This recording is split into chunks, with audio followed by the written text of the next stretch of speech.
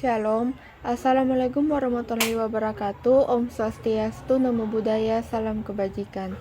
Perkenalkan, nama saya Ripka, kelas A5 Keperawatan, semester 2 dengan NIM 2214201150. Tujuan saya membuat video ini untuk memenuhi tugas mata kuliah komputer dasar dengan nama dosen Encik Mary Menyitaju STMkom dengan topik Sejarah Perkembangan Komputer.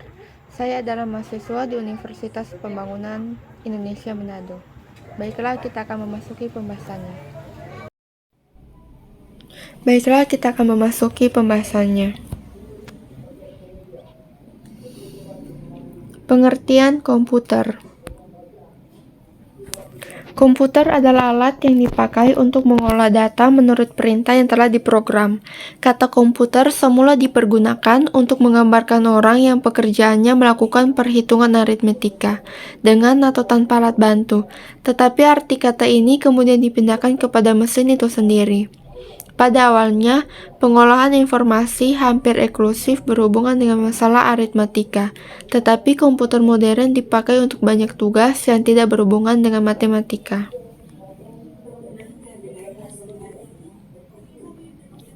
Sejarah perkembangan komputer. Yang pertama, komputer generasi kelima dari tahun 1940 sampai 1959.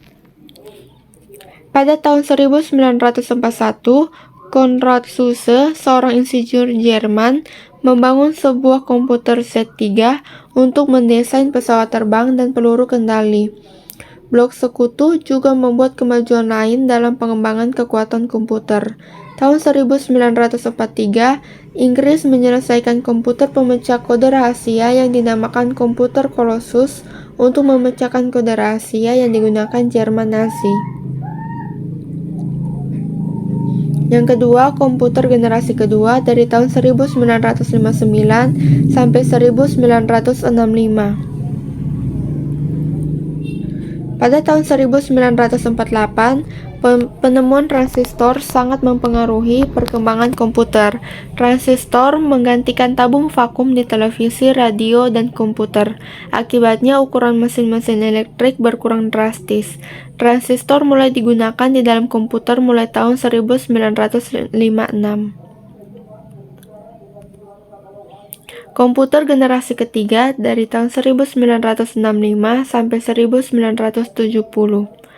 Jack Kilby, seorang insinyur di Texas Instruments, mengembangkan sirkuit terpadu pada tahun 1958.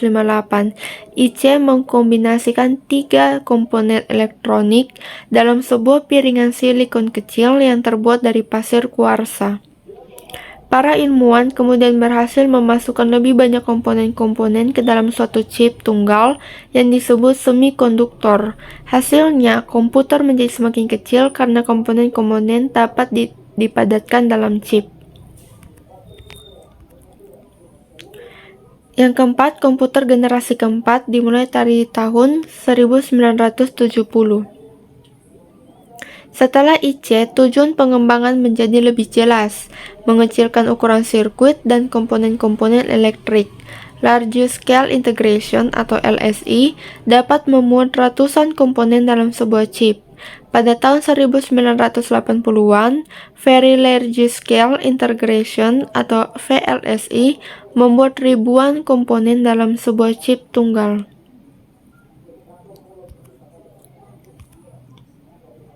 Yang kelima, komputer generasi kelima.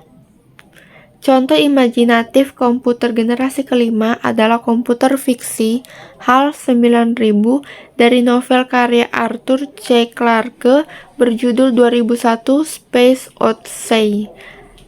HAL menampilkan seluruh fungsi yang diinginkan dari sebuah komputer generasi kelima dengan kecerdasan buatan Artificial Intelligence atau AI.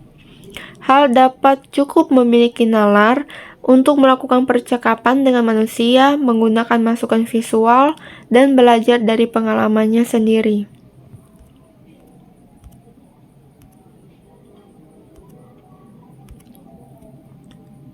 Ciri-ciri komputer pertama. Yang pertama, program dibuat dalam bahasa mesin. Yang kedua, menggunakan konsep storage program. Yang ketiga, komponen yang digunakan adalah tabung hampa udara. Yang keempat, ukuran fisiknya besar sehingga membutuhkan daya listrik yang besar. Ciri-ciri komputer kedua. Yang pertama, kapasitas memori utama cukup besar. Yang kedua, komponen yang digunakan adalah transistor yang jauh lebih kecil dibandingkan tabung hampa udara. Yang ketiga, menggunakan magnetic tape dan magnetic disk yang berbentuk removable disk. Yang keempat, mempunyai kemampuan proses real time dan time sharing. Ciri-ciri komputer ketiga.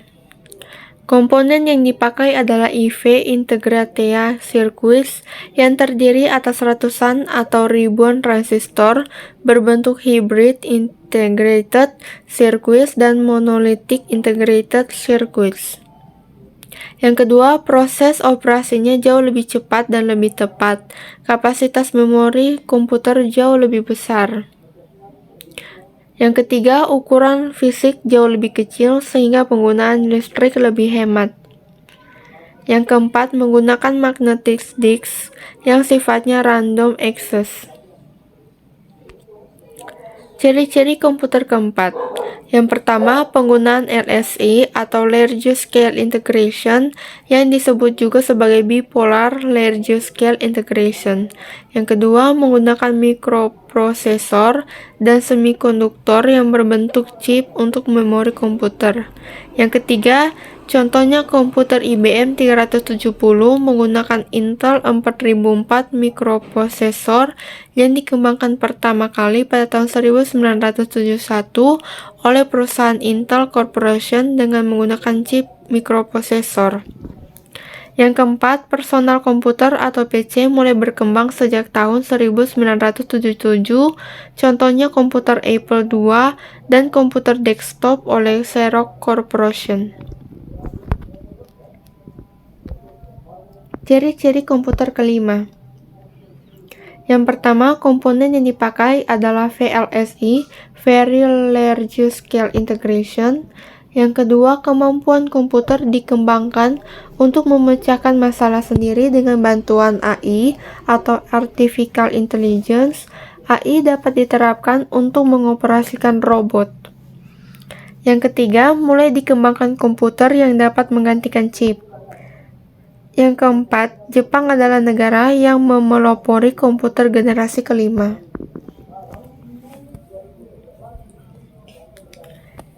Sekian presentasi saya. Jika ada kata yang salah, mohon dimaafkan. Halo teman-teman, shalom. Buat kalian yang masih bingung untuk pilih fakultas yang mana, kepikiran biaya mahal, jaraknya cukup jauh, tenang, saya punya solusi nih. Jawabannya Universitas Pembangunan Indonesia Manado.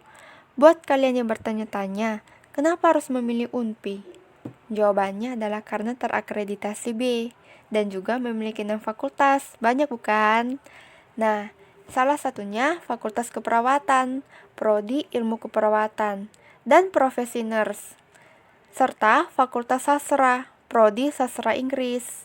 Yang ketiga, Fakultas Hukum, Prodi Ilmu Hukum. Yang keempat, Fakultas Ilmu Sosial dan Ilmu Politik. Yang kelima, Fakultas Teknik, Prodi Teknik Sipil dan Prodi Elektro. Serta Fakultas Pertanian, Prodi Agribisnis. Tunggu apa lagi? Ayo segera bergabung di UNPI Manado. Ditunggu ya.